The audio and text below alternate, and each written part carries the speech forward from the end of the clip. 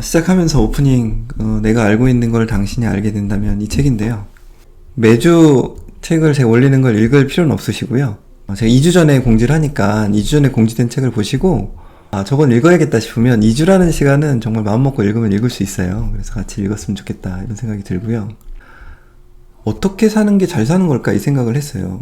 그러니까 삶을 사는 기준이라는 게 도대체 뭘까? 그냥 돈 많이 벌고 나한테 맛있는 거 먹고 쾌락적으로 살면, 유희를 쫓아서 살면 그게 그냥 잘 사는 걸까?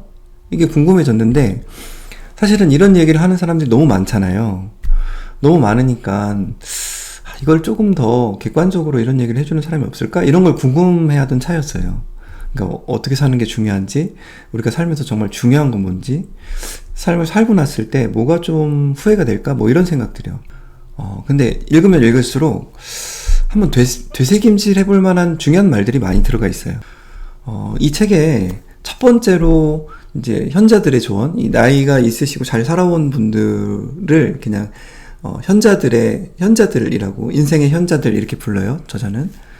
현자들의 조언에 첫 번째 나오는 게 이 행복한 결혼 생활이거든요. 그럼 어떤 사람을 만나고 어떤 사람과 연애를 하고 어떻게 이제 늙어가고 같이 할 것이냐에 대한 그런 이야기인데, 저 관심이 많아요. 성적인 관심, 외모적인 관심, 그리고 이성에 대한 끌림, 이런 걸로 결혼을 하고 아이를 낳았을 때는 또 부모로서 같이 양육하는데 온 정성을 쏟고, 아이들이 이제 커서 좀 떠날 때쯤이 되면 그 다음 우리 관계는 뭐가 남는 거지? 몇 년 안에 뭔가 부부관계에 대한 신경을 좀 더 쓰고 어떤 관계를 정립해 나갈지에 대해서 좀 명확하게 방향을 잡지 않으면 같이 살지만 서로 공유하거나 나누는 건 별로 없는 이런 관계가 될 수도 있겠다, 이런 위기감을 저만 느끼지 않을 거예요. 여기 계신 분들도 종종 느끼지 않나요? 지금 여기 그냥 사진에 제가 가져온 거는 결혼지옥이라는 프로그램이죠. 프로그램에 이제 부부가 3년 차로 살고 있을 때 나왔던 장면인데, 이제 다투는 거죠. 돈 문제로 다투고, 그다음 자녀를 어떻게 낳을 것인가 문제로 다투고, 생활 습관 문제로 다투고, 자꾸 다투는 거예요. 그래서 첫 번째 현자들의 조언의 첫 번째는 만장일치래요. 행복한 결혼 생활을 위해 첫 번째 해답은 핵심적 가치관이 비슷해야 된다. 그래서 핵심적 가치관, 예를 들면 뭐 돈을 좀 헤프게 쓴다, 뭐 그런다라고 하면 돈을 어느 정도 벌고 이제 우리가 즐길 수 있는 건 즐겨도 괜찮아 라는 가치관을 갖고 있는 사람과 결혼을 해야 돼. 근데 만약에 가치관이 그런 어떤 사치품은 좀 안 쓰고 아껴야 돼, 이런 가치관을 가진 사람하고 결혼을 하면 번번이 부딪히고 싸우겠죠. 우리가 사소한 걸로 싸운다라고 얘기를 하지만 사실 그 사소한 거로 싸우는 거에 그 뒤를 보면 삶을 살아가는 핵심 가치관이 좀 다른 거예요. 또 다른 메시지는 직업에 대한 부분이에요. 삶을 어떻게 잘 사는 것일까를 생각해 볼 때 몇 가지 영역이 나눠져요. 당연히 결혼 생활이 되게 중요한 축이겠죠. 오래 인생을 살아오신 분들한테는 결혼이 30년, 40년, 50년 같이 생활을 하는 거기 때문에, 그 다음에 직업이 한 축일 거고, 자녀와의 관계가 한 축일 거예요. 그리고 아마도 인생에서 어려운 일을 어떻게 현명하게 대처할까, 이게 한 축이 되겠죠. 네, 그래서 이 책은 우리가 살면서 당연히 겪어야 되는 그 중요한 축을 다루고 있어요. 그리고 그 중요한 축에서 한 1000명의 사람들이 공통적으로 핵심이라고 생각되는 걸 이 저자가 잘 정리한 내용을 듣고 있는 거죠. 그 중에 하나 지금 얘기하고 싶은 게 일하는 거예요, 일. 이 저자가 얘기를 해요. 이제 교수님이니까 학생들한테 이제 나중에 삶의 목표 이런 얘기를 물어보면 삶의 가장 중대한 목표가 큰 돈을 버는 것이라고 얘기하는 학생들이 많다는 거예요. 그게 몹시도 민망하고 부끄럽다, 이런 얘기를 너무 학생들의 목표가 슬프도록 획일적이라는 거죠. 우리나라에서도 요즘 최근에 기사에 그런 거 보이지 않나요?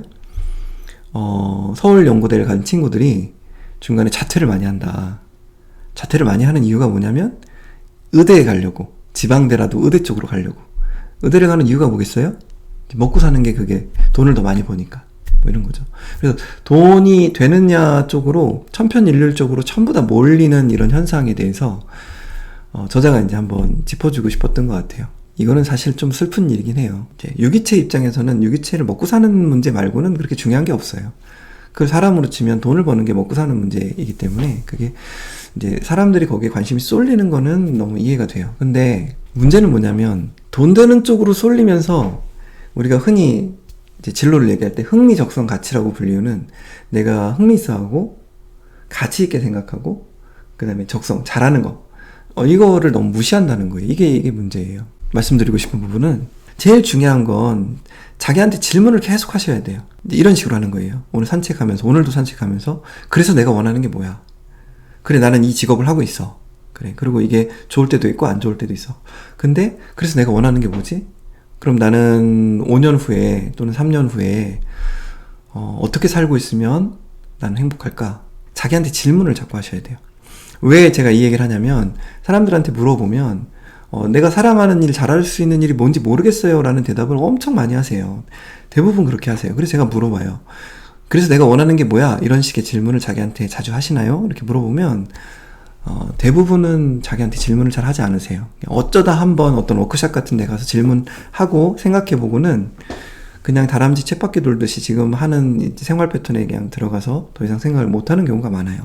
평생 우리가 이제 학교 졸업하고 나서 계속 일을 해야 되잖아요. 누가 돈을 대주지 않는 한은 계속 일을 해야 된단 말이에요. 근데 아침에 눈을 떴을 때 그 일을 생각하면 가슴이 너무 답답하고 너무 싫고 정말 눈물이 나고 이런 상태를 계속 하루 눈 뜨고 있는 시간 중에 8시간, 10시간을 이렇게 보낸다고 생각하면 너무 슬프지 않나요? 사람 이렇게 나는 막 소리 지르고 막 응급실 막 사람 급박하게 돌아가고 피 보고 이런 게 싫은데 의사가 돼야지 돈을 많이 번다고 해서 의사를 되는 쪽으로 간다고 하는 게 행복할까요? 그건 아니라고 봐요. 그러니까 돈을 많이 버는 걸 조금은 포기하더라도 그냥 눈 떠서 그 일을 할 때 나 좋다, 가고 싶다, 오늘 하루 또 재밌겠네, 이런 일을 찾아야 된다는 거죠. 그런 일이 없어요 라고 얘기하는 걸로 만족하시면 안 되는 거죠. 그래서 제가 이제 저한테 가장 많이 묻는 질문 중에 하나가 저는 하고 싶은 일이 없어요, 이런 이야기들을 많이 해요. 그럼 제가 그분께 드리는 얘기는 아침에 눈 떠서 이제 보통 우리가 아침 루틴을 하잖아요. 산책하는 거나 운동하는 게 있으시면 특히 산책을 하실 때는 걸으면서 자연을 보면서 항상 자기한테 물어보세요. 그래서 내가 어느 방향으로 가고 싶지? 그래서 내가 하고 싶은 일이 뭐지? 그래서 5년 후에, 3년 후에, 5년 후에는 어떤 상태가 되면 만족할 것 같지?